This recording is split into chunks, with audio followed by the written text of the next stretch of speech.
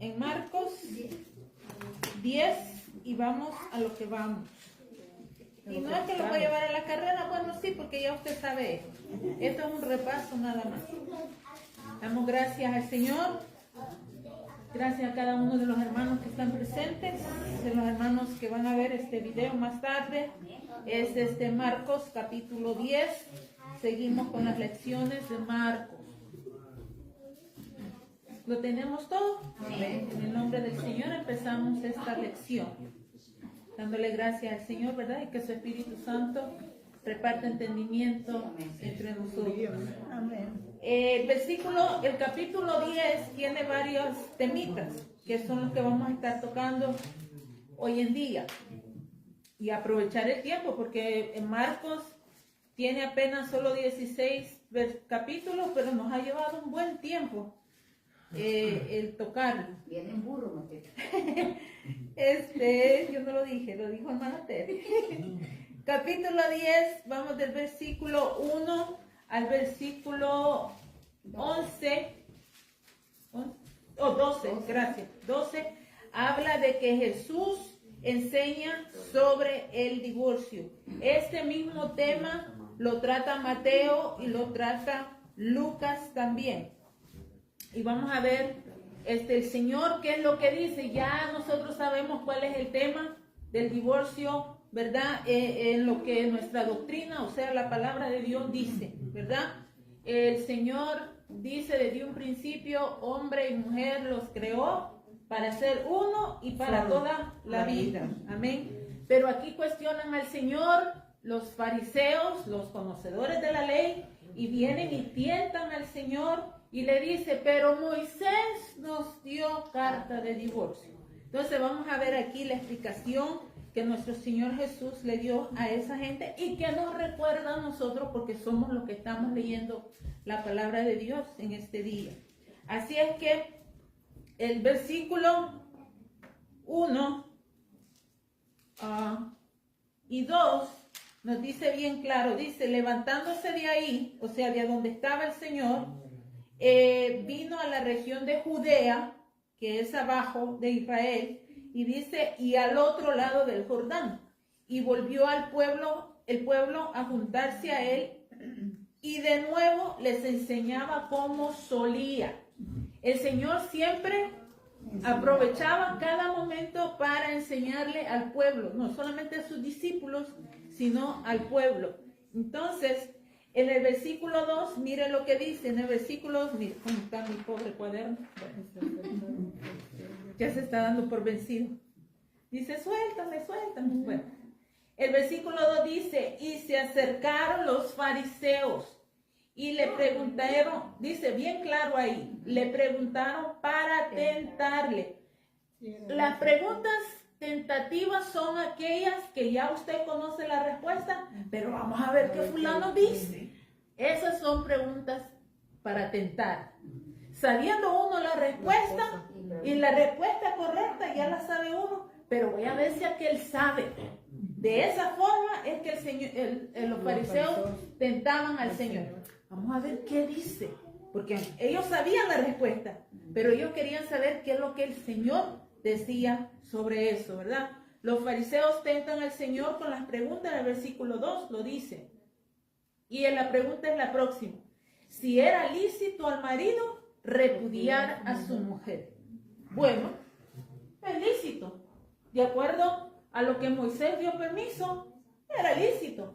Dice la mujer, sí. Si usted quiere leer eso más a fondo, bueno, las hermanas que ya leyeron esa parte en sus casas, pues ya lo leyeron, pero lo pueden volver a leer. Deuteronomio 24, 1 al 4, es donde Moisés, en las leyes humanitarias, dice qué es lo que tiene que hacer el hombre con la mujer si no la encuentra de una forma que él quiere. Y más que todo tenía que ver en la parte de la virginidad. En nada más. Que esta mujer no cocina. No me gusta cómo cocina, la he hecho por fuera. No, tenía que ver con la parte de la virginidad de la mujer. Entonces, de la pureza de la mujer. Entonces, podía repudiarla. La carta que dio Moisés era eso, que podía repudiarla, ¿verdad? Y esta mujer podía casarse, según la carta de divorcio, podía casarse con otro. Pero si ese otro, sea el segundo, de acuerdo a lo que dice Deuteronomio, la repudiaba, esa mujer no podía, podía volver al primer marido. Pero si el primer marido ya estaba muerto, tenía que volver a la casa de su padre. O sea que léalo usted ahí en Deuteronomio 24:1-4, que es lo que dice. Esa mujer no podía casarse con otro hombre, porque ya estaba repudiada, ya estaba hecha para que, como quien dice, ya no era bueno con ningún hombre. Es lo que decía, ¿verdad? Entonces, si usted lee con cautela y con entendimiento, Deuteronomio 24:1-4 es ley de Moisés, que el Señor permitía esas cosas porque sabía que el pueblo era desobediente, era duro de cerviz. El Señor siempre decía eso, duro de cerviz. O sea, tratar con un necio, mejor darle al necio lo que quiere. ¿Se acuerdan cuando el pueblo empezó a pedir por rey? Queremos rey como las otras naciones. El Señor dice, yo no le basto. ¿Acaso yo, Dios, no le basto? Entonces, ¿qué hizo el Señor? Les dio lo que querían, el rey, pero el Señor les dijo que él, como quien dice, se lo doy porque ustedes están refunfuñando por eso, pero no es de mi agrado, ¿verdad? Deuteronomio 24:1-4. Entonces, vienen los fariseos, tientan a Jesús con esta pregunta que ya la respuesta ellos lo saben, pero le dicen si era lícito al marido repudiar a su mujer. ¿Qué les contesta el Señor? El Señor les contesta con otra pregunta. Y dice, ¿qué os mandó Moisés? Como quien dice, me están preguntando algo que ya ustedes son expertos, porque son fariseos, son doctores, son eruditos de la ley. Pero el Señor sabía por qué se lo estaban haciendo, para tentarlo. Entonces el Señor les dice, ¿qué os mandó Moisés? Ellos contestan, y aquí yo voy, ¿verdad? Cortándola como una plática. Versículo 4. Moisés permitió, dicen ellos, dar carta de divorcio y repudiarla. Y yo me imagino el Señor, pues si ustedes ya saben, ¿por qué me preguntan? Si ya saben la respuesta, ¿por qué me preguntan? Pero el Señor les sigue el juego como siempre, ¿verdad? Entonces ellos responden, sí, Moisés permitió dar carta de divorcio y repudiarla. Y Jesús les dijo, por la dureza de vuestro corazón os escribió este mandamiento. Pero, dice, este es el Señor hablando. Pero, dice, al principio de la creación, varón y hembra los hizo Dios. En otras palabras, el Señor no hizo para que la mujer fuera de marido en marido, ni el hombre para que fuera de mujer en mujer, sino que el Señor hizo para que una sola pareja estuviera, ¿verdad? Para siempre. Entonces, para toda la vida, hasta que el primero que patatee, entonces está libre el otro, ¿verdad? Entonces, es lo que el Señor quiso desde un principio. Desde un principio. Y quiero aclarar esto para los que están viendo o los que van a ver y los que estamos aquí. Matrimonio no es que yo me junté y tuve un hijo, pero nunca se casó, no se preocupe. Nunca se casó. No hubo papel de firma, de contrato, ni delante de un juez, ni delante de un cura, ni delante de nadie más. ¿Verdad? Si usted se juntó con 1, con 2, con 3, con 5, con 10, sea hombre o mujer, y tuvo hijos, pero nunca hubo matrimonio, pues no hay un matrimonio ahí, ¿verdad? Porque hay mucha gente que dice, que cree todavía, no, es que yo tuve un hijo con fulano. Eso no quiere decir matrimonio. No, eso no. Eso se juntó fue. Se juntó y tuvo familia. Pero matrimonio no hubo. Matrimonio es cuando se hace un contrato delante de un pastor, cura, juez. Eso es un contrato, ¿verdad? De matrimonio. Entonces, dice aquí, el Señor, dice que el mandato que dio, al principio, el mandato que dio Dios fue varón y hembra los hizo Dios. No los hizo para que se divorciaran y se casaran. Entonces dice el 7, por esto, dice el Señor, y entra en detalle, el hombre Dice, por esto dejará el hombre a su padre y a su madre y se unirá a su mujer. ¿Ha oído ese dicho que dice que se casa, casa quiere? ¿Verdad? Porque a veces se casa el hombre con la mujer, pero sigue obedeciendo más a la madre que a la esposa. Eso no es así. Déjenme decirle, eso no es así. Cuando uno se casa con el esposo o la esposa se casa con el esposo, ¿verdad? No es que estamos apartando a la suegra o a la madre de la mujer o del hombre, no. Pero ya están los dos para trabajar individualmente como pareja a hacer una nueva familia. Pero que el hombre venga, por ejemplo, vamos a tomar decisiones con la mujer, ¿verdad? Pero deja ver qué es lo que dice mi mamá. ¿Qué es eso? Ya usted se casó. O que la mujer venga, pero déjame ver qué es lo que dice mi mamá. No, están casados. Se aprende desde un principio a los dos. Miren, no hay matrimonio perfecto. Ninguno. Todos bregamos, ¿verdad? Con lo que podemos y con lo que sabemos. Y vamos bregando y creciendo. Pero no podemos acarrear lo que dice mi mamá, lo que dice mi papá, ya estando casados. Eso trae conflicto. Eso trae conflicto en el matrimonio. Deja ver que vamos a tener, mira, ¿cuántos hijos? 3, 4. Pero es que mi mamá me dijo que solo tuviera uno. ¿Vaya acaso la mamá es la que? ¿No? Hay que tener sabiduría, hermano. Y no es que estamos dejando de lado el consejo de los padres, no. Porque consejos son consejos, pero que lo mande a hacer es otra cosa. Entonces el Señor aquí es bien claro desde un principio. Dice que tomará el padre, ¿cómo es? El hombre a la mujer y será una sola. Y dice, ya no serán más dos, sino uno. Uno. Imagínense dos individuos tratándose de llevar. Porque la mente mía no es la de él, ni la de él es la mía. Pero vamos a tratar de bregar en X situación. Somos individuos. Él es uno, yo soy otra. Entonces, él fue criado en Honduras, yo fui criada en El Salvador, imagínense, que ni del mismo país somos. Entonces, diferentes cosas. A veces, al principio, yo le hablaba así. A mí me gustan las baleadas y a ti las pupusas. Imagínate. Y que me diga él, no solo baleadas, ¿no? ¿Qué pasa si yo ni baleadas ni pupusas se hace? Yo las compro, me las regala, ¿verdad? Imagínense, a veces, por ejemplo, él a los sartén, le dice fidera. Y yo tuve que aprender esa palabra, yo no sabía lo que era fidera, ¿verdad? Sí, la fidera para freír. Huevo. Ajá, y nosotros los salvadoreños le llamamos cacerola. Imagínense, y estando en el mismo país. Cacerola para mí no olla. No, nosotros la olla le decimos olla. Y nosotros decimos sartén. Nosotros sartén es del barro. Imagínate. Es diferente forma del barro. Pero que les digo yo el ejemplo es que si esas cositas traen conflicto, ¿cómo que fidera? Si hubiera sido yo, ¿cómo que fidera? Esto es sartén. Y él me dice, digamos, ¿cómo que sartén? Esto es fidera y esto es lo que yo digo aquí va. Imagínense. Yo soy el hombre. Porque yo soy el hombre.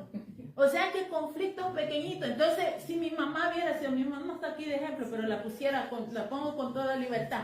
No te dejes que te acostumbres a decir fidera, es sartén. Imagínate. Que es algo tan sencillo. Y yo le dijera, es que mi mamá dice que se llama sartén.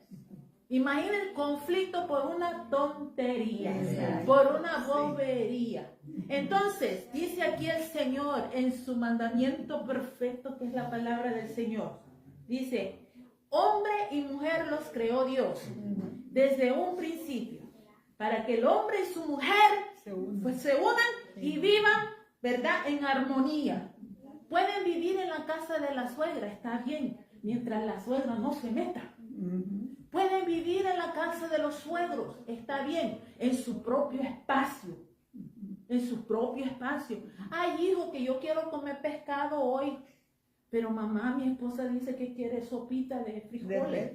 No, pero yo quiero pescado, hijo. Pues sí, mamá, vamos a comer pescado. Y la mujer se queda con las ganas de la sopa. La mujer que Pues, entonces, ¿trae conflicto eso sí o no? Sí. Mira la sabiduría de nuestro Señor. De nuestro Señor. Amén. ¿Verdad? Si yo voy a pedir una opinión, es a Él que le voy a pedir opinión. Si Él me va a pedir a mi opinión de algo, es a mí.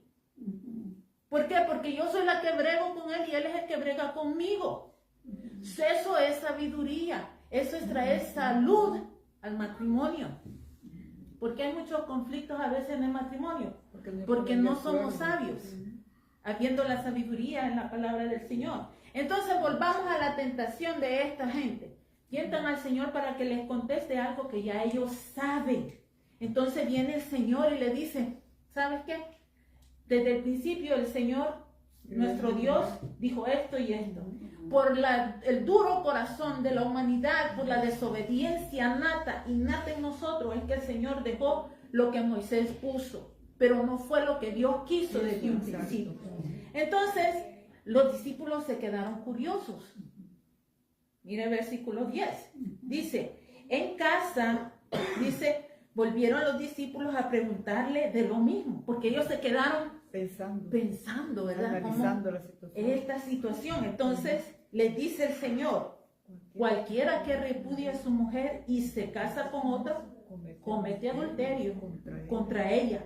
Y si la mujer repudia a su marido y se casa con otro, comete adulterio. O sea, con ellos fue más específico el Señor.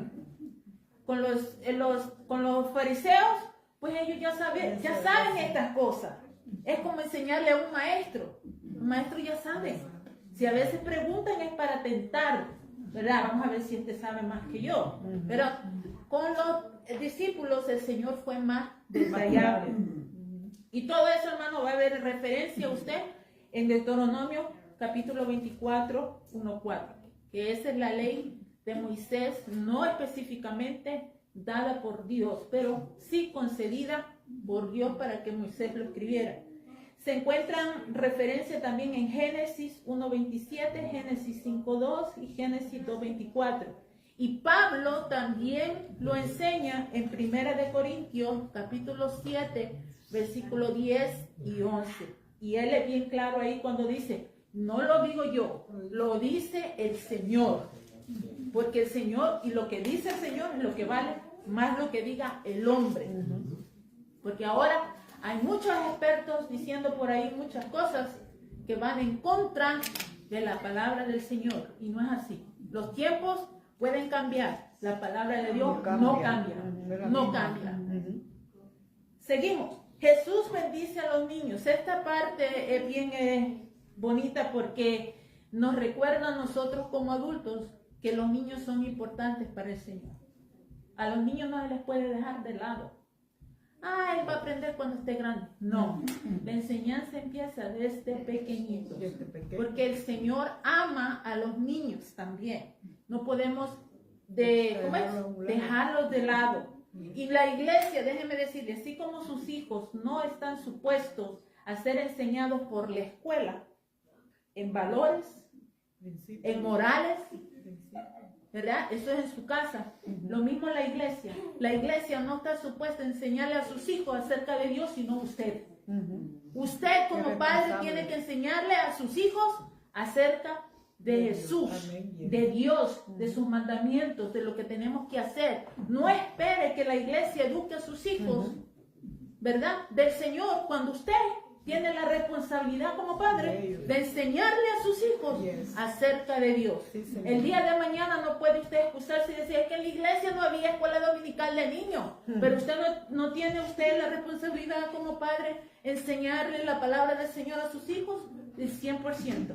Así como nosotros no confiamos la educación en cerca de moralidad y de valores a las escuelas porque están más corruptas que saber qué, pues tampoco nosotros debemos de recostarnos que la iglesia enseñe a nuestros hijos de Dios y nosotros no hacer nada en la casa. No, como padres nosotros somos los llamados y los responsables de enseñarles a nuestros hijos. Mira que dice el versículo 13 al 16. ¿Quién me lo lee, por favor? Y le presentaban niños para que los tocase, y los discípulos reprendían a los que los presentaban.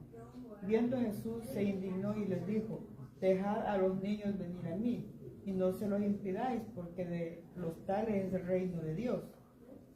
De cierto os digo que el que no reciba el reino de Dios como un niño, no entrará en él. ¿Hasta ahí? El 16. Hasta el 16. Y tomándolos en los brazos, poniendo las manos sobre ellos, los bendecía. Amén. Esa parte de ahí, ¿verdad? Lo encontramos también en Mateo 19 y en Lucas 18, donde el Señor toma por importante a las criaturas, ¿verdad? Que los discípulos decían, no moleste al maestro, no moleste. El Señor vio y lo indignó eso, lo puso triste. No, ¿por qué está separando a los niños de mí cuando ellos son importantes para mí, ¿verdad? Entonces el Señor físicamente los agarra, dice, y los toma en sus brazos.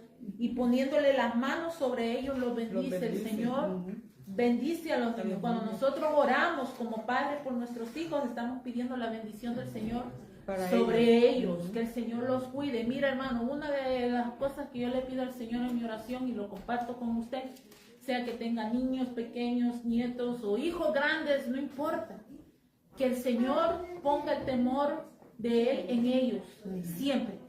Porque teniendo el temor en sus corazones, aunque se aparten de este camino, ese temor los va a atraer y los va a librar de muchas cosas. Y cuando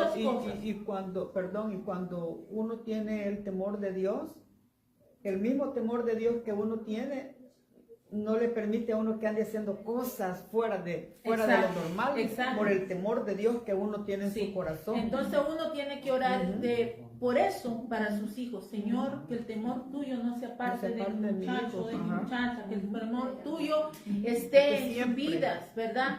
Que el temor tuyo los haga a ellos desistir de muchas cosas que no están bien para su vida. Mira, hermano, porque los hijos crecen. Y nosotros podemos tener controles de los niños cuando están pequeños, pero va a haber un tiempo donde ya ellos, ¿verdad?, emprenden camino y uno como padre lo único que le queda es la oración que hizo por esa criatura y los consejos que le dio. Porque cada persona viene a ser un individuo y decide, ¿verdad?, ya como adulto. Pero hay cosas que no se apartan de esa criatura. ¿Por qué? Porque ha estado el padre, la madre, el abuelo, el tío, lo quien sea, martillando eso en su vida, la palabra del Señor, y pidiéndole al Señor por el temor de Él en sus corazones, que no se aparte, que no se aparte, que no se aparte. Señor, alcanza, lo cubre, lo cuida, lo guarda, lo que sé yo, despierta en ellos un deseo de leer tu palabra, de la oración, cosas así, hermano. Eso es lo único que podemos llevarnos al cielo, digo yo. No podemos llevar nada material, que tengo una casa, que tengo un rancho, que tengo un carro, que tengo una troca, que tengo aquí, que tengo... Nada de eso nos llevamos, pero sí nos podemos llevar a nuestros hijos al cielo. Amén. ¿Por qué? Porque los hemos educado, los hemos enseñado en la palabra. Y ese temor y esa salvación es del Señor y los rescata a ellos. Entonces, ¿qué quiere decir? Que nosotros a esas criaturas también los llevamos al cielo con nosotros. Lo único.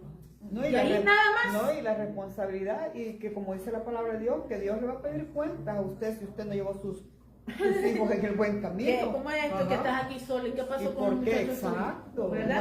No es que solo, como que solo tú alababas al Señor y no empujabas a los tuyos. Hermano, es una responsabilidad grande. Entonces aquí los discípulos reprendían a los padres, a las madres, ¿verdad? No molesten al Señor, pero el Señor hizo lo contrario. No, los niños también vienen a mí, también me pertenecen, ¿verdad? Entonces el Señor los toma en su brazo y dice que poniéndole las manos sobre ellos, los bendecía. Aquí vamos a entrar al tema del joven rico. Todos sabemos esta historia, pero hay algunos detalles que quiero tocar. Del versículo 17 al 31. El versículo 17 dice, ya en el tema del joven rico, al salir él, porque el Señor iba caminando de un lado para otro, al salir él para seguir su camino, vino uno corriendo. Ese muchacho, el joven rico, vino corriendo y dice que hincado la rodilla delante de él. Cuando dice hincado a la rodilla, era una rodilla hincada nada más, ¿verdad? En reverencia. dice, hincado la rodilla delante de él, le preguntó, maestro bueno, ¿qué haré para heredar la vida eterna? Y Jesús se enfocó en maestro bueno. Y le dice, ¿por qué me llaman bueno? Ninguno. Ninguno hay bueno, sino solo uno, Dios. Puede parecer como un rechazo del Señor a este joven. ¿Por qué me llaman bueno? ¿O por qué me están dando besitos? ¿Verdad? ¿Qué quiere de mí? No. El joven, en forma de reverencia y respetuoso a un rabí, a un maestro, como era visto el Señor Jesús por muchos.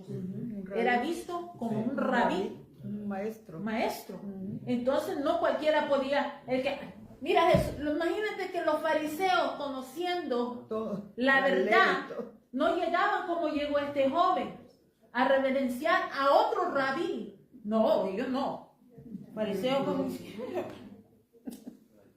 ¿verdad?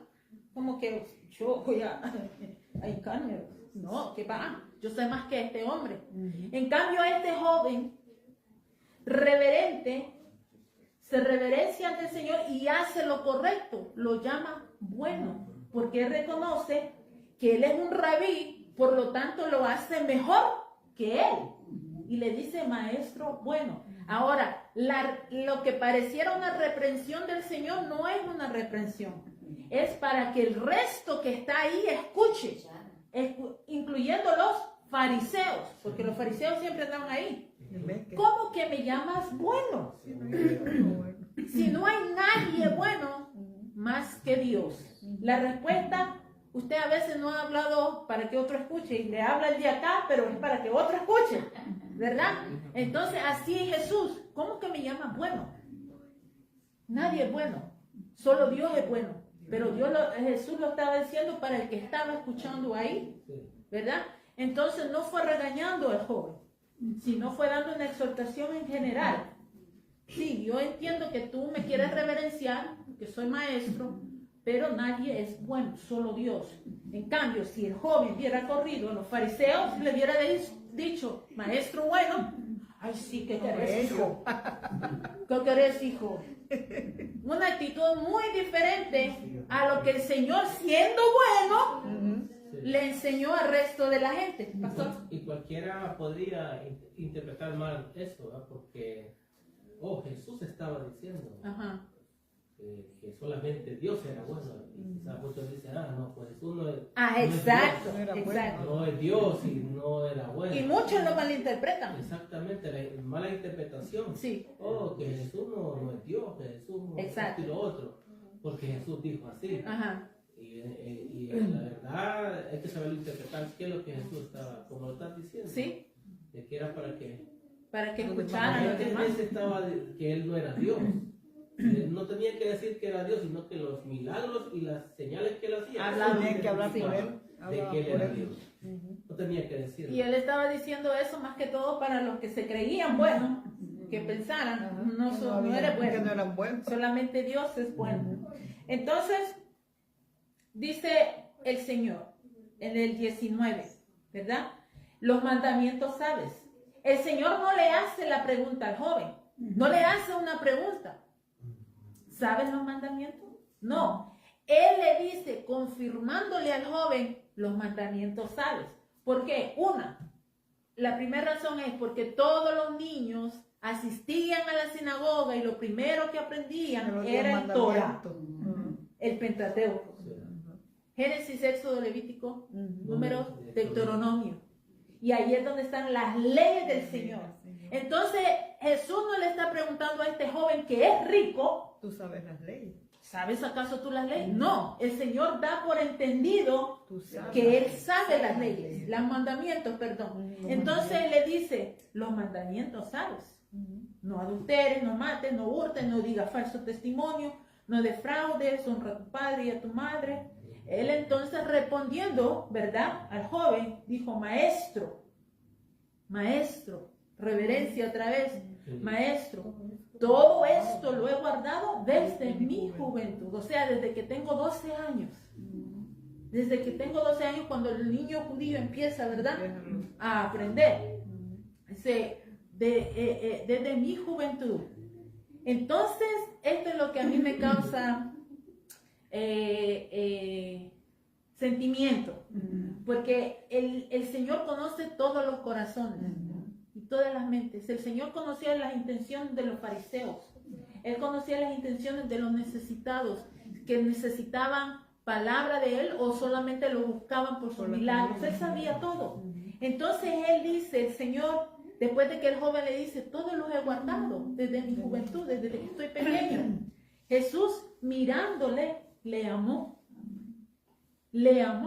y le dijo, como antes que le diga lo que le dijo, le amó, como que el Señor sabía que Él era verdad lo que estaba diciendo, que todos los mandamientos los había guardado y los había cumplido, no porque le habían dicho síguelo, sino por voluntad propia, por voluntad propia. Entonces el Señor lo amó, ¿verdad? Le amó y le dijo, de todo eso y todo el amor que tú puedes demostrar al seguir los mandamientos, te falta una cosa. Y le dice eso, una cosa te falta. O sea, todo está bien. Amas al Señor, tu Dios, como, ¿verdad? Con todas tus fuerzas, y no hurtas, no maltratas, no adulteras, no haces, todo eso está bien. Pero le dice, te falta una cosa. Anda, vende todo lo que tienes y dalo a los pobres, y tendrás tesoro en el cielo. Y ven, sígueme, tomando su cruz. Era un candidato perfecto para seguir al Señor. Porque le dice, haz todo esto y sígueme. Estás, mira, cabalito, solo te falta eso para que me sigas. Te invito a que me sigues. El 22, triste. Él dice, afligido. ¿Qué aflicción le agarró a ese muchacho? Dice, todo estoy bien, todo, pero me ha mandado a vender lo que amo, que son mis cosas, mis casas, mis carros. Aquí yo poniéndolo a lo que ahora nos conocemos, a dejar mi trabajo, mi buen trabajo, y para yo seguirlo a él. Si estos discípulos apenas comen, y yo dejar mi riqueza, que solo le hago así y ya tengo todo ahí. Póngale cerebro. Entonces dice, el afligido por esta palabra se fue triste. ¿Por qué? Porque era esa cosa, lo único que lo detenía a seguir al Señor era el amor a sus posesiones. Y se fue triste porque tenía muchas posesiones. A veces nosotros no seguimos más al Señor como debemos seguirlo porque hay cosas que nos atan. Ay, que no puedo hacer esto porque tengo que ir a hacer lo otro. Ay, es que no esto porque hay que... A veces nosotros mismos sabemos qué es lo que nos ata, ¿verdad? Entonces podemos amar al Señor. Eso no nos descalifica de amarlo y de seguir su palabra y de buscarlo a Él. Pero hay algo siempre que le decimos al Señor, pero, ¿verdad? Entonces mira el versículo 23. Y Jesús es bien específico en esta enseñanza a sus discípulos. Dice, entonces Jesús mirando alrededor dijo a sus discípulos, porque el joven se fue. El joven se fue. Dice, cuán difícilmente entrarán en el reino de Dios los que tienen riquezas. Pero él lo dijo general. Entonces mucha gente cree que tener riqueza es malo. Es pecado. Es malo, es pecado. Y no. No es pecado. No. Mira la aclaración que le hace el Señor a los discípulos. Él lo dice en general porque Él lo mira a todos. Y dice, los que tienen riquezas, ¿verdad? Cuán difícil es entrar en el reino de Dios. Y luego los discípulos se asombraron de sus palabras. ¿Por qué? Porque se asustaron, dijeron, entonces ningún rico, aquí yo poniendo palabras, ningún rico va a entrar en el reino de Dios. Entonces Jesús, respondiéndole ahora a sus discípulos, volvió a decirles, hijos, o sea, a sus discípulos, hijos, cuán difícil les es entrar en el reino de Dios a los que confían en las riquezas. El ser rico no es pecado. El tener lana, dinero, dólares o lo que sea, no es pecado. El pecado es tener tu confianza en ese dinero. Ah, no, yo estoy bien. Estoy cabal. A mí no me hace falta nada. Porque gracias a Dios, y usamos a veces el nombre de Dios, gracias a Dios, todito el Señor me lo da. Dios ha sido más que bueno, más que bueno. ¿Voy a pedir un favor? A mí no me falta nada. Mire, ahí, salud tengo, gracias a mi Dios. Fuerza tengo, gracias a mi Dios. Es que a mí me gusta dramatizar, hermano. Está bueno para todos. Mira, hermano, hasta hay que tener conciencia al decir esas cosas, ¿sabes? No es de jactarnos que Dios nos da todo. Porque así como se lo quitó a Job, también nos puede quitar a nosotros. Y a veces nosotros lo merecemos. Job no lo merecía, pero porque daba todo, hasta más, doble sacrificios. Y a veces nosotros no queremos dar ni un sacrificio de alabanza, que no nos cuesta nada. Pero entonces el Señor da esa aclaración. No es las riquezas que sean malas, es el amor a la riqueza. Es el amor a ese trabajo, a ese dinero, a esas posesiones que es nuestra ruina. No reconocer que, sinceramente, que todo proviene de Dios. Y yo le sirvo a Dios con esa riqueza o sin esas riquezas. Entonces, por eso el Señor les hace esa aclaración a los discípulos. Dice, no es la riqueza, es los que confían en las riquezas. Dice, más fácil es pasar un camello por el ojo de una aguja que entrar un rico en el reino de Dios, ¿verdad? Muchos que estudian la palabra del Señor dicen que el ojo de la aguja es la ventanita de las puertas grandes de las ciudades. Que en las ciudades habían puertas grandísimas en las murallas. Entonces, cuando esas puertas se cerraban, no había que entrara ni que saliera. Pero había una ventana pequeña en esa puerta para ver quién era que quería entrar. Ajá, entonces a esa puerta se le llamaba la aguja. Entonces se decía el Señor, es más fácil que un camello entre por esa pequeña puerta, que para nosotros es imposible que entrara ese camello, que era más fácil a que un rico que amara sus riquezas entrara al reino de Dios, ¿verdad? Entonces dice aquí que los discípulos, ellos se asombraban aún más. Y dice, diciendo entre sí, ¿quién pues podrá ser salvo?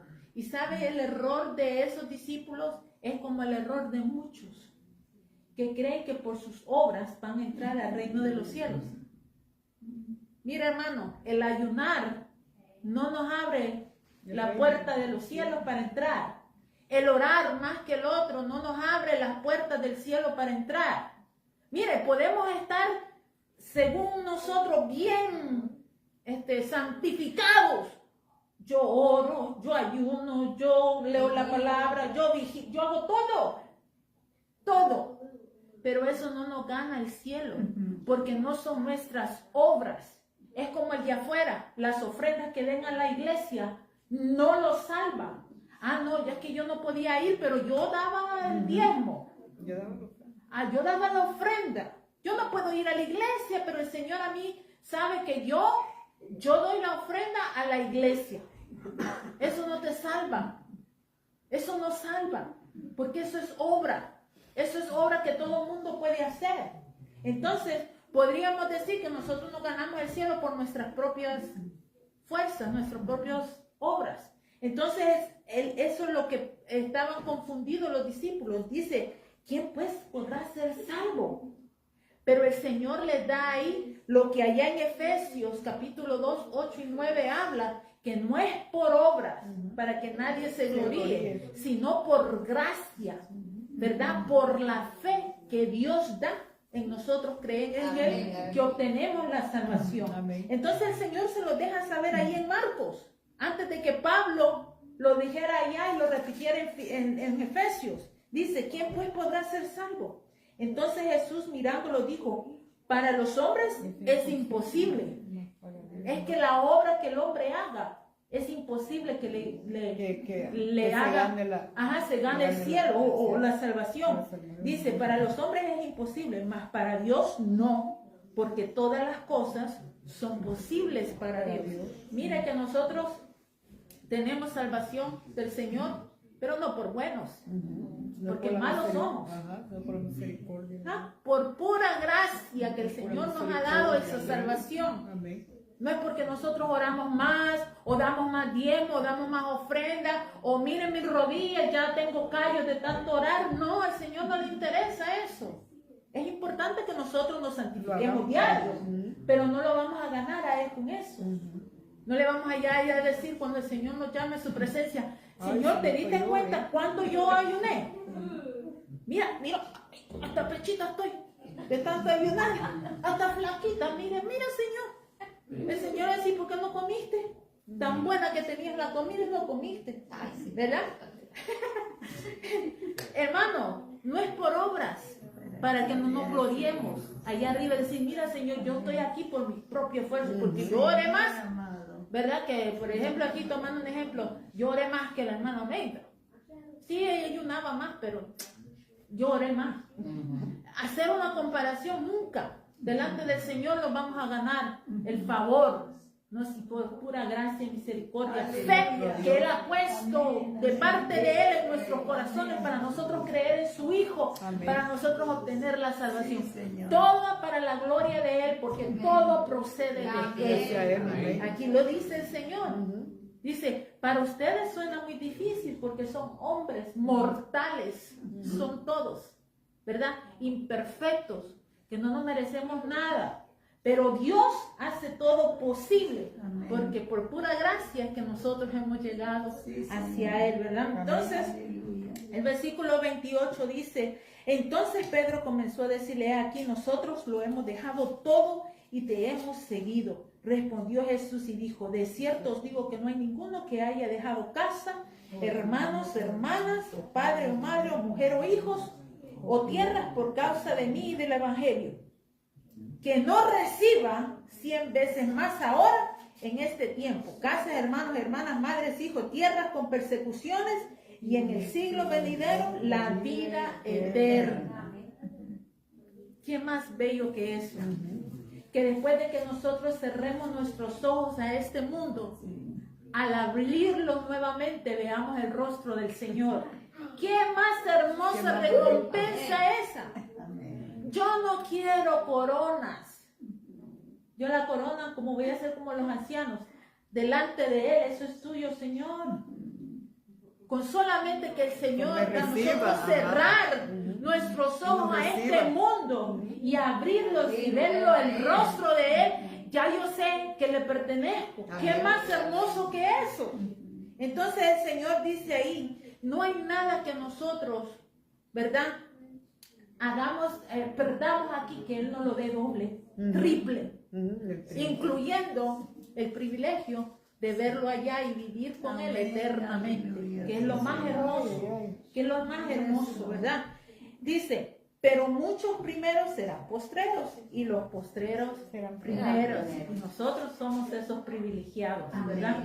Yo a veces cuando vamos en el elevador del edificio donde vivimos, siempre me pasa eso, a veces observo así. Nos metemos de primero, ¿verdad? Luego nosotros vivimos en el 10 y nos metemos para ir bajando. Luego para en el 5, por decir así, y se mete otro grupo. Los primeros que nos metimos, salimos de último. Y yo siempre pienso en ese versículo, porque me gusta como verlo. Y digo, mira, así son las cosas. Los primeros que se meten serán los últimos. Y los últimos que se metieron serán los primeros. Imagínense cuánto tiempo tuvieron que esperar aquellos profetas, aquella gente que solamente creyeron, ¿verdad? Que un Mesías iba a venir y murieron confiando en esa misma fe. Tuvieron que esperar, aún en reposo, que el Señor viniera. Que el Señor viniera.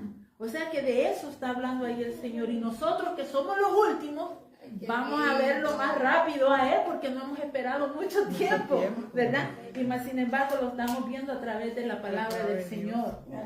Esas son bellas enseñanzas así. Y seguimos. Jesús nuevamente anuncia su muerte. Versículo 32 al 34. Cuando dice aquí el tema que Jesús anuncia nuevamente su muerte, porque ya la ha anunciado 2 veces. En Marcos lo anunció en el capítulo 8 y la volvió a anunciar en el capítulo 9. Ahora estamos en el capítulo 10 y lo anuncia nuevamente.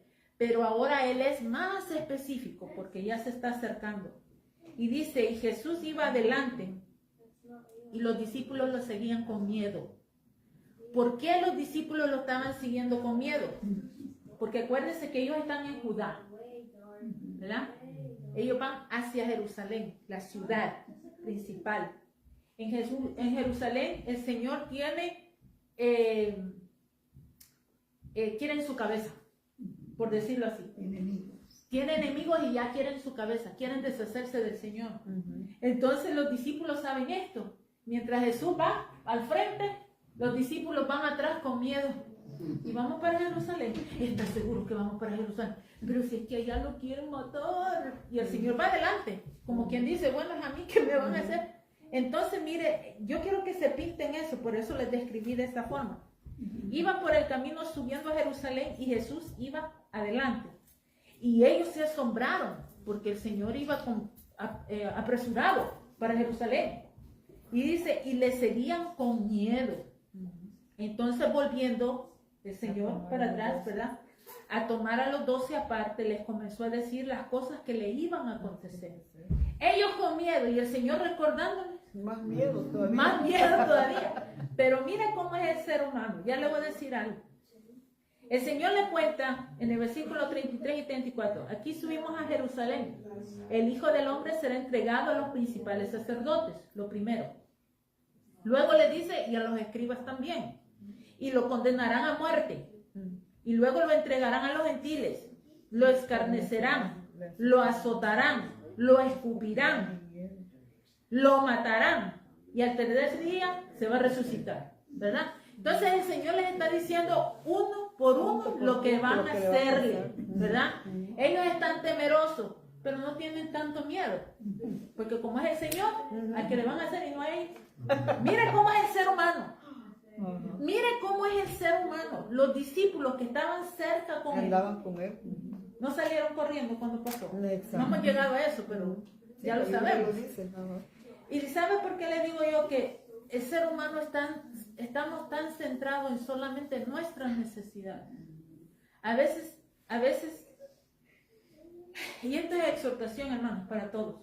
Nos paramos aquí al frente y decimos, vamos a orar por fulano, porque tiene una necesidad, ¿verdad? Y todo el mundo, amén, amén. Pero a veces no oramos con esa fervor, con amor, que deberíamos de orar por la necesidad de mi hermano. Porque como no soy yo, porque como no es mi carne, porque no es como uno de los míos. Ay, sí, Señor, acuérdate de fulano, Padre, ten misericordia, Señor, sí. Amén. Pero no oramos con aquel fervor que deberíamos de orar, que dice que somos un solo cuerpo. Que lo que le siente la uña tiene que sentirlo la mano, y lo que le siente la mano debe sentir el brazo, y lo que siente el brazo, el hombro, y así, porque somos un solo cuerpo. Pero no es así. No es así, tristemente. Sí, entonces, mire por qué le digo yo esto, porque se muestra aquí. El Señor acaba de abrir su corazón a los discípulos. Y no es que estoy diciendo que los discípulos no amaban al Señor. No, sí lo amaban. Pero como no eran ellos los que iban a pasar eso, mire lo que pasa. El Señor acaba de abrir su corazón y le dice, mira, el Hijo del Hombre, o sea, yo, voy a padecer esto, esto, esto y esto y esto. Y mire con lo que sale. Versículo 35. Entonces Jacobo y Juan, hijos de Zebedeo, se le acercaron diciendo, maestro, querríamos que nos hagas lo que pidiéramos. Él les dijo, ¿qué queréis que os haga? Ellos le dijeron, concédenos en tu gloria que nos sentemos el uno a tu derecha y el otro a tu izquierda. Usted ve lo que pasa ahí. El Señor ha abierto su corazón. Y les dice la verdad. Y les dice lo que Él va a padecer. Y le salen estos dos. Con que, ok, está bien, Señor. Pero queremos que nos concedas esto. Que cuando estés allá en tu gloria, yo me siente al lado tuyo y mi hermano al otro lado. Así somos los seres humanos. Estamos centrados en nosotros nada más. Cuando hay un hermano o una hermana que se está viendo un corazón con uno y uno está, pero fíjate lo que me pasó a mí fue peor que lo que pasó a ti. Déjalo expresarse. Déjalo expresarlo. A veces queremos ser más grandes que la desgracia que está pasando el prójimo. Ajá, hermano. No, estoy pensando yo que de alguien se va a morir, ya está enfermo. Y a saber a quién le va a dejar lo que tiene. Imagínese. Me lo dejará a mí. Imagínese. Y el que está muriendo se está de aquí más para allá que de acá. Y nosotros preguntándonos, ¿y a quién le dejará la herencia? Ay, que me dejara a mí un poquito. Ay, bien duro, vea. Es que mire cómo somos, hermanos. Sí, es que somos así, aún teniendo a Cristo en nuestra vida, nos comportamos neciamente y desconsiderados al dolor del prójimo, porque como no somos nosotros. Pero espérate, cuando nos llegue a nosotros queremos que todo el mundo sienta lo que nosotros estamos sintiendo. Pero ¿hemos sentido nosotros el dolor del prójimo? Ay, no. Mira, el Señor está diciendo aquí, mira, me van a matar, me van a hacer esto, aunque voy a resucitar, pero antes de eso me van a hacer todo esto. Y le salen los otros, ok, Señor, sí está bien, pero fíjate que estamos pensando que cuando llegues allá, ya estés padecido y estés allá, yo quisiera estar aquí y mi hermano allá. ¿Qué cosa?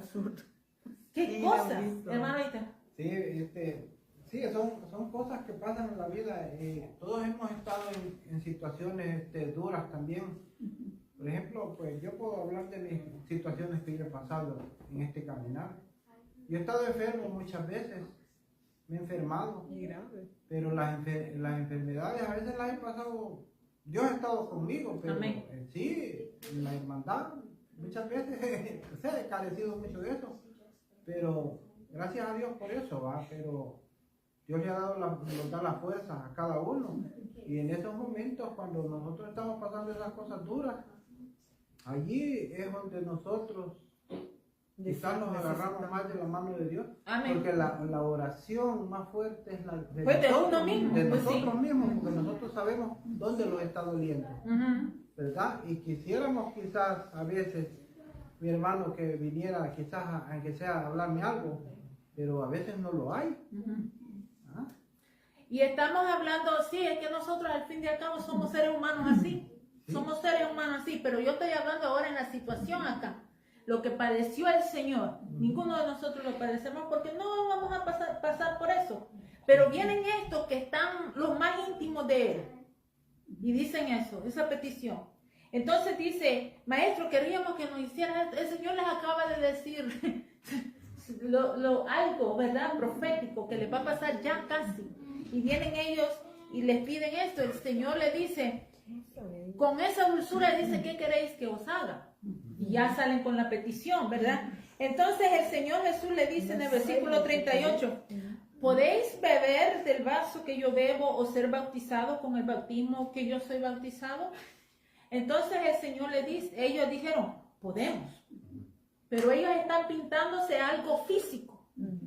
El Señor bebe de este vaso, yo también puedo beber de ese vaso, porque es el mismo vaso.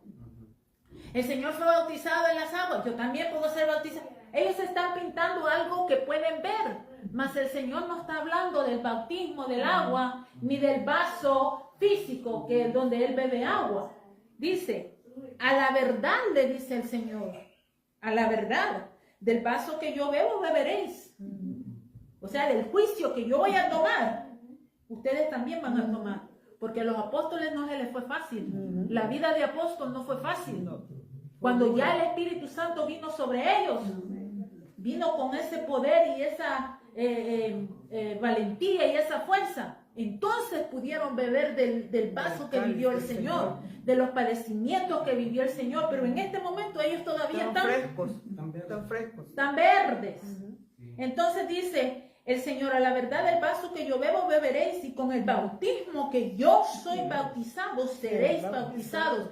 Pero el Señor no estaba hablando de bautismo de agua, estaba hablando del bautismo de los sufrimientos de Él, de lo que Él mismo iba a pasar. Los apóstoles también iban a sufrir. Ninguno de los apóstoles pasó su vida como este montón de apóstoles modernos, viviendo en su riqueza, viviendo de los hermanitos. Falsos son. Porque la vida de un verdadero apóstol fueron de estos apóstoles que está hablando aquí el Señor. Que no se les fue fácil. La vida de un siervo del Señor no es fácil. No son puras riquezas, ni son solamente vida llena de lujos, de prosperidad. No, es la vida de un siervo del Señor es sufrida. Y no estamos hablando sufrida para que me tengan pena, no. Un siervo de Dios que vive, ¿verdad? Y agradando al Señor, sufre penalidades a causa del Evangelio. ¿Por qué? Porque ese es el vaso del Señor. Esa es la copa del Señor. Ese es el bautismo del Señor. Pero yo no sé qué se creen estos apóstoles modernos. Es que es un mentiroso. Es que la palabra de Dios la agarran para conveniencia propia, no dice, para edificar a los demás. Exacto, dice el versículo 40, pero el sentaron a mi derecha, a mi izquierda, dice el Señor. No es mío darlo. No es mío darlo. Dice, sino aquellos para quienes están preparados. Yo lo voy a dejar hasta aquí, hermano, y vamos a seguir más adelante acerca de eso, porque ya son las 9. Pero miren lo que